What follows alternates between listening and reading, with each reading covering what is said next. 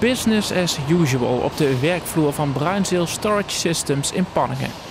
Het bedrijf won woensdagavond de Limburg Export Award 2015, maar is nu alweer flink aan het werk. Volgens de jury heeft het bedrijf een goed management en behaalt het goede cijfers.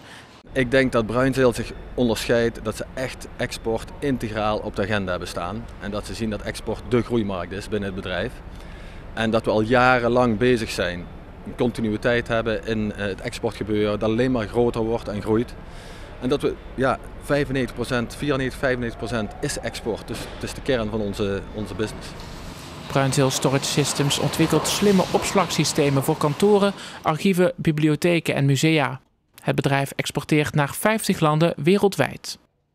En om een voorbeeld te noemen, in het Verenigd Koninkrijk zijn we heel sterk in de bibliotheken van universiteiten. Terwijl we daar wat minder zijn in het museumsegment. Als je kijkt naar Zwitserland zijn we weer heel sterk in het museumsegment. En in Rusland zijn we weer heel sterk in de archieven. En daar gaan we nu meer focussen op het museumsegment uit de grond te trekken. Dus daar zit nog heel veel potentie in export.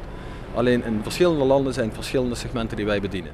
De andere twee bedrijven in de finale waren ETF Machinefabriek uit Nederweert en Montair Process Technology uit Kronenberg. De Limburg Export Award werd voor de 10e keer uitgereikt. Eerder won Haton BV uit Panningen de prijs. Op dit moment is het topdrukte bij Bruinzeel. Ja, zeker deze weken en deze maanden is het extreem druk. Omdat wij in onze business vaak zien dat het meeste de laatste maanden uitgeleverd moet worden. Dat heeft te maken met budgetten van overheden.